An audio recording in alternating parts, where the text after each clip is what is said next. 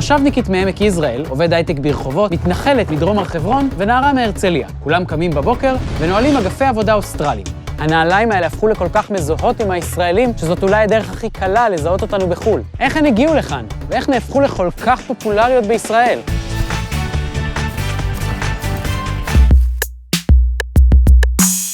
הסיפור שלנו מתחיל במלכה ויקטוריה, ובאהבתה לנעליים נוחות. באמצע המאה ה-19 היו המגפיים סוג הנעליים הפופולרי ביותר באנגליה הגשומה, לנשים ולגברים מכל מעמדות החברה. את המגפיים היו מהדקים על הרגל בשרוכים או כפתורים, והסרבול הזה הוביל את הסנדלר הלונדוני ג'וזף ספארקס הול לנסות ליצור מגף חדש, שיהיה קל ומהיר לנעילה. לרשותו של הול עמדה המצאה חדשה שתפסה תאוצה באותם הימים בדיוק. גומי מגופר, כזה שעבר תהליך התרכבות עם גופרית, שהפך אותו לחזק, קשה וגמיש. מעטפת הנעל שיצר הייתה עשויה מאור, לרוב של עיזים, והצדדים האלסטיים מגומי. בספרו הוא מספר שלאחר מספר ניסיונות הוא הצליח למצוא את מידת האלסטיות המדויקת לנעליים. מספיק גמישות כדי לנעול אותן בקלות, ומספיק קשיחות כדי שתהיינה יציבות על הרגל. הוא יצר גרסה לנשים וגברים, ומכיוון שהבין גם משהו בשיווק, נתן מיד זוג למלכה הצעירה ויקטוריה. המלכה נצפתה הולכת בנעליים הנוחות, ומהר מאוד הם נהפכו ללהיט ברחבי הממלכה. המגף האלסטי של הול הוא האב הקדמון של משפחה ענפה של נעליים. הצאצא הישיר, מגפי צ'לסי. גרסה בריטית מודרנית שנהנתה מתחייה מחודשת בשנות ה-60, כשתרבות המוד של הצעירים הבריטים התפשטה במדינה, וכללה לצד מוזיקה ג'אז, וספות ואמפיטמינים גם מגפיים. הביטלס הזמינו לעצמם גרסה מיוחדת עם עקבים קובנים אצל חברת ההנהלה נלו אנד דוידה. הם קיבלו את השם מגפי ביטלס וזכו לתחילה בפני עצמם. גם אוסטין פאוורס אימץ את הלוק. מגפי צ'לסי נמכרים מאז ועד היום בבריטניה בשלל סגנונות וצבעים, והם אפילו היו הנעליים שנעלו הסטורם טרופרס בסרט מלחמת הכוכבים הראשון מ-1977.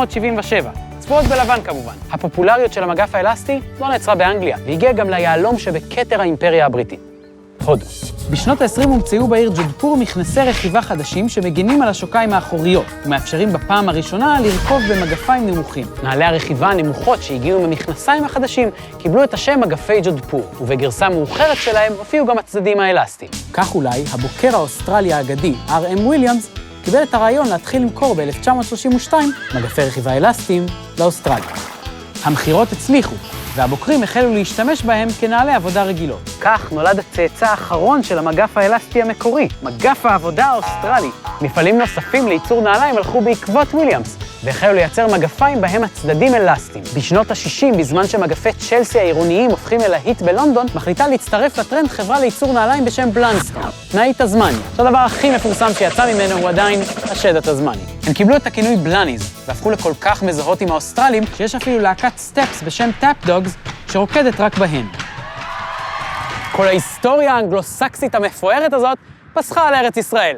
עד לשנות ה-90. חבר שלי ואני יצאנו לטיול ב-96-97 לניו זילנד ולאוסטרליה. באוסטרליה זה היה דבר מאוד מקובל, וראינו שגם הרבה ישראלים נועלים את הנעליים האלה ונהנים לקחת אותם לארץ, לחברים שלהם ולמשפחה שלהם. רועי מחליט לבקר במפעל הנעליים רדבק שבסידני, וב-1998 מתחיל לייבא מהם אגפי עבודה לישראל. שנה לאחר מכן מצטרפים גם בלנסטון. ההתחלה הייתה מאוד צנועה, בעיקר בפסטיבלים של מוזיקה, בפריפריה, לחקלאים, בחנויות טכניות, מה שנקרא, שמוכרות ציוד חקלאי. לא היינו צריכים לעשות הרבה עבודה כדי למכור נעליים לקיבוצניק שהולך לעבוד במדגה או למושבניק שהולך לעבוד ברפת. הממשק עם חנויות האופנה למיניהם היה קצת פחות טבעי, אבל מכיוון שהמוצר הוא גם אסתטי, אז הוא גם מתאים לג'ינס. הנעל, שהתחילה כנעל עבודה פרקטית, צברה לאט לאט פופולריות והפכה לאופנתית, בעיקר בחורפים. ב-2013 הגיעה הקפיצה הגדולה. בעצם מה שקרה כאן זה שבניגוד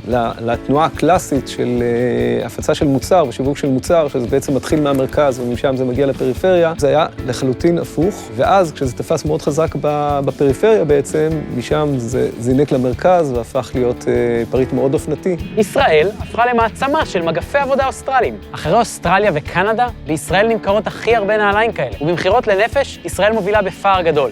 אבל התרומה הכי גדולה של ישראל באה דווקא מכיוון אחר. Within the Israeli market, was the first time that younger females really started to appreciate the brand in large numbers, and that has carried across to elsewhere in the world, opened our eyes up to what the brand and the footwear is capable of doing. So we have a lot to thank Israel for. ולמה דווקא הנעל הזאת, שהמקור שלה התחיל בכלל באנגליה לפני 180 שנה, אהובה כל כך על ישראלים היום? Israelis create their own fashions and they don't rely on what's going on in the rest of the world. אנחנו ניקח את זה כמחמאה.